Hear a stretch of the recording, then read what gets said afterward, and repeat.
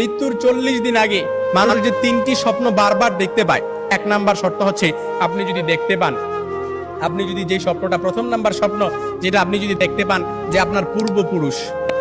পূর্বপুরুষ আত্মীয় স্বজন যারা ইন্তেকাল করছে তারা আপনাকে ডাকতেছে,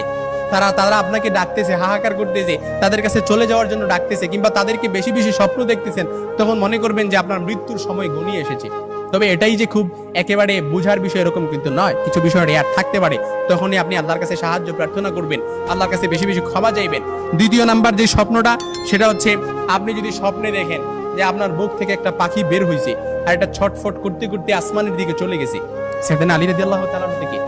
আসমানের দিকে চলে গেছে, তখন মনে করবেন যে আপনার মৃত্যুর সময় ঘনিয়ে এসেছে, আপনাকে ইঙ্গিত, এই স্বপ্নটা আপনাকে ইঙ্গিত বহন করতেছে। 3 নাম্বার যে স্বপ্নটা দেখবেন সেটা হচ্ছে আপনি যদি দেখেন ঘুমের মধ্যে আপনি এক দেশ থেকে অন্য দেশে দেশান্তরিত হচ্ছেন, এই স্বপ্নটা আপনি বারবার দেখতেছেন, এরকম